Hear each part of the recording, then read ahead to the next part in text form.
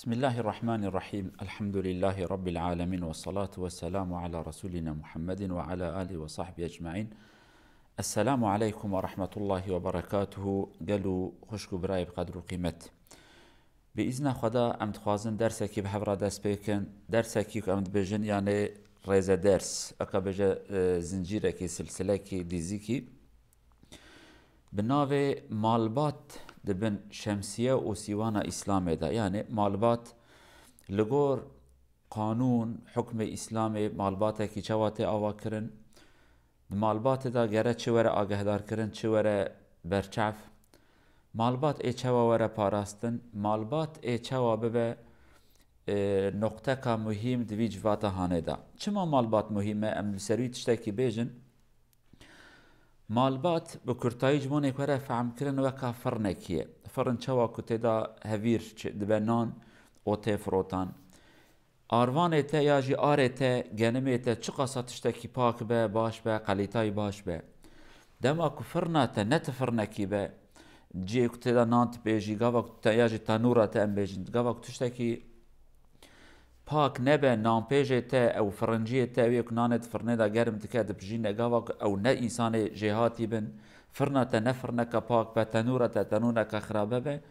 او آروانه ته او آره ته او نانه ته او گلمه ته که او قصا بقدر و قیمته تشتکی باش فایده کی جنادی نه بشوته خواف به هویر به مالبات مالبات که انسانات که جوات ام نورمالده فردن شخصونه از ت او اوانا تف شخصن اوانا فردن نفرن يعني ليه مالبات چیه؟ مالبات تماشا دست ما بکن افتلی ازم افتلی یکی دی اویا یکی دی هر یکی شخص کینه اوان پیچیانه تلیانه ليه مالبات اف دست هانه اوانا و کومد که مالبات اوی کو جوات حاضرت که اوی توپلمه ام بیجن اوی کو کومه هفت که وانت که تشتکی اف مالبات دما کو تملوی پاک به اخلاقی و خوش به داین و صنع و خوش به هوا و اتمسفر مال جیان مال تشتکی خوش به وی دماهانه جواد چی ام ویژن کد به ملت جی او بشکل کی پاک خیر بخیر بن بحضور بن یک بن آلیکاری هبن برحمت بن ببعد جیه کی خیر و خوشیه دما کو ایجا مالبات خير تنبه حضور تنبه رحمت تنبه دلواني تنبه آلیکاری تنبه دلکی رحت تنبه میجه رحت تنبه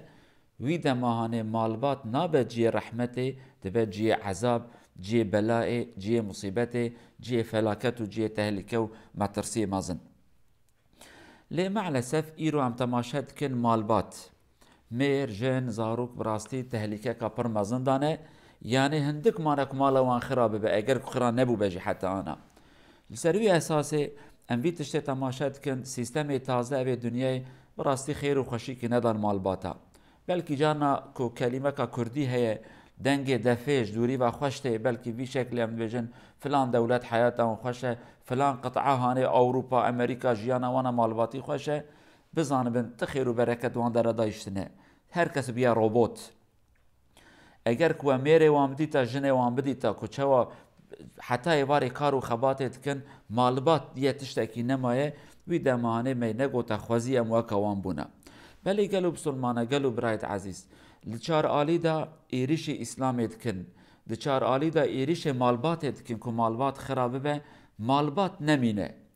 اگر که ما بیجن وی تشتیانه بیجن جبونک ام مالبات اخو بپاريزن کارو خباتکی براستی گشتی لازمه کارو خباتکی امریکا بکردی اخومدگو سفر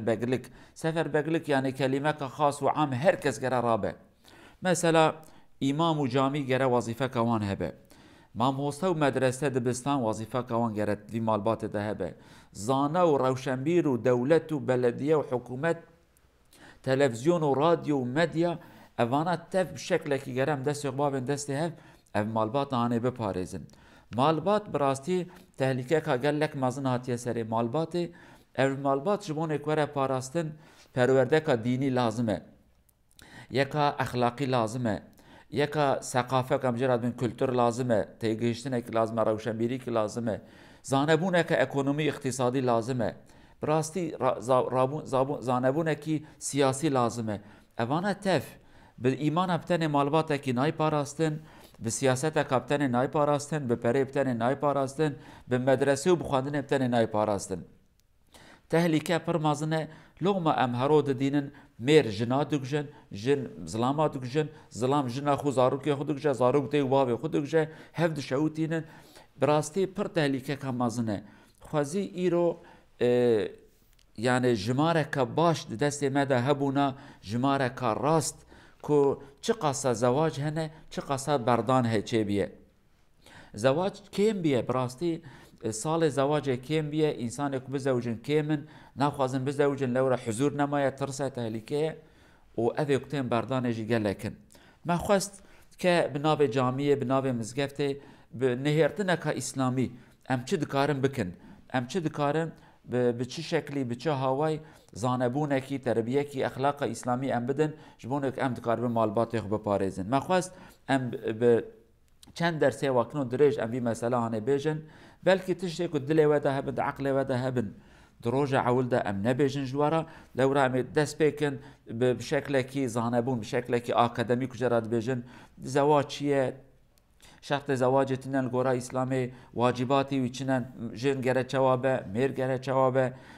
اسلام چج میرو جنات خوازه اسلام چه وظیفه دایه میرو جنا لگورا دین ما وی تشتهانه می بیشن زواج کی چواب چه به وقت خواستن نشانی چوا چه به نکاح کردن شرط نکاح پرسگری کی میرو جنا گاواک چه ببن سبب وان پرسگری کای چه بن اما چوات کاربن لگور نیرینه که اسلامی وان مسئله چاره سر بکن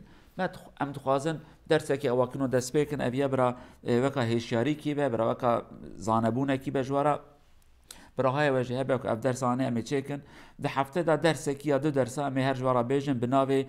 مالبات بن سیوانا اسلام دا بن شمسیه اسلام دا وی ناوی هانه هیوی ور داخوازی مجو اوه اگر که گوداری کر و فایده کی تعدادی بلا بکن برای خوب دوست خوب حوال خورا حتی بزارو که جن خورا رون گهداری بکن گر که فایده کی تعداد ندیج بیر و بکن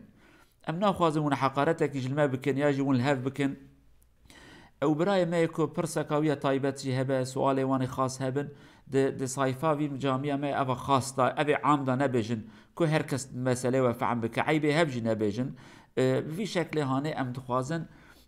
خباتك باش خباتك ام چاوات چش دسمته که بناو دین ام چاوات کارو مالبات خو بپارێزن اویا جی بیجم امی گلک نکبن تفصیلات از نقطه دق هور